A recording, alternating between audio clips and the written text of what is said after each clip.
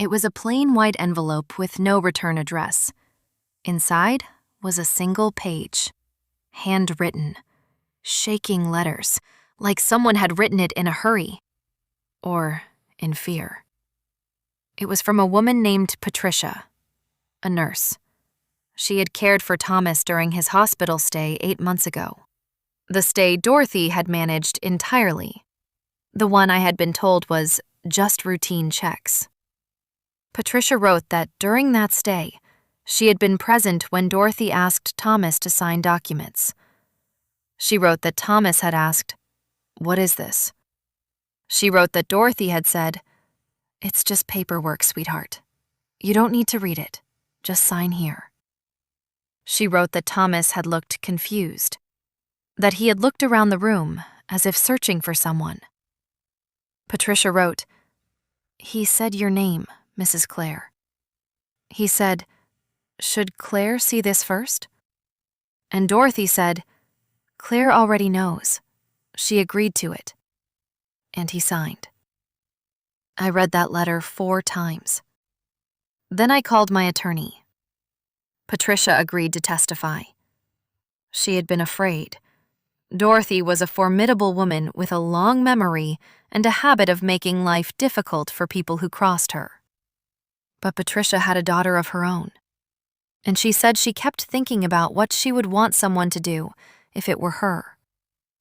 Robert would also testify. We had the phone records, the pill bottle, the timeline.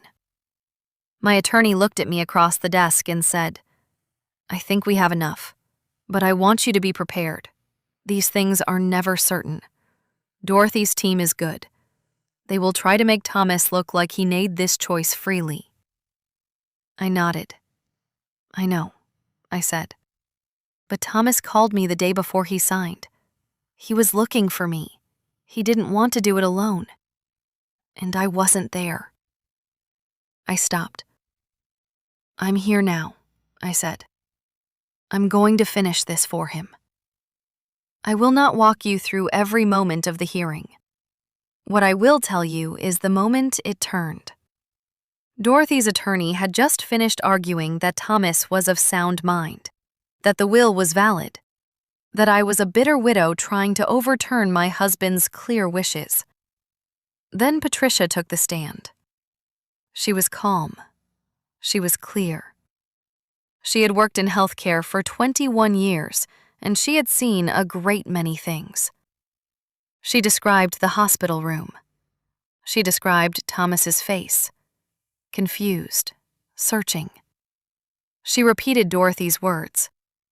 "Claire already knows. She agreed to it." And then the judge asked Dorothy's attorney a simple question.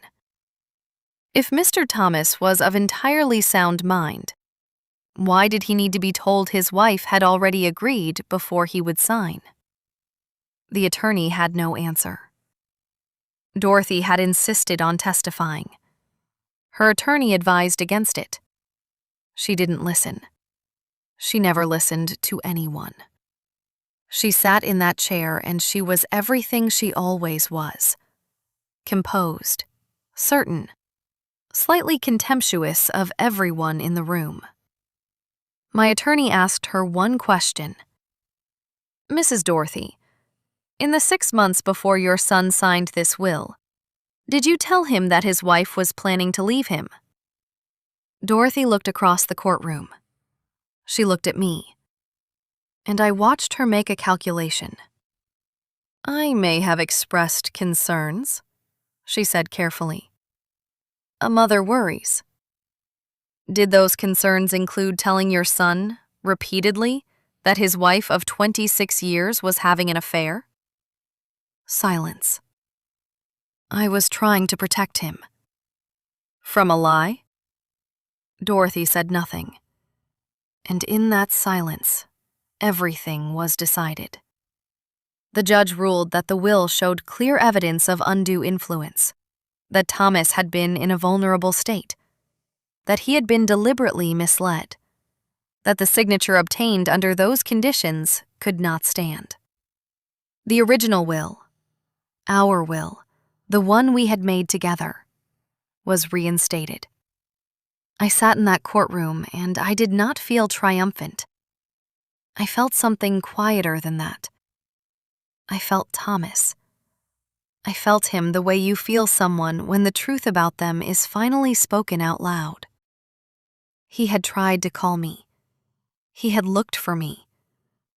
I hadn't been there. But I came back. Dorothy did not speak to me after the ruling. She walked out of that courtroom without looking back. I have not heard from her since. My children have their inheritance. Our home is ours. The life Thomas worked for went to the people he loved. And Patricia, the nurse who wrote that letter, came to our house one afternoon last spring. We sat in the garden and drank tea, and she told me about Thomas during those hospital days. He talked about you, she said. He talked about you a great deal. He was proud of you. I am telling this story because I know I am not the only one. There are women out there right now, sitting with documents they don't recognize, fighting battles they never expected to fight, wondering if anyone will believe them. I believe you. Fight. If this story moved you, if you have ever fought for what was rightfully yours, or watched someone you love be taken advantage of, leave a comment below. And if you know someone going through something like this right now, share this with them. They need to know. The truth has a way of coming out. It always does.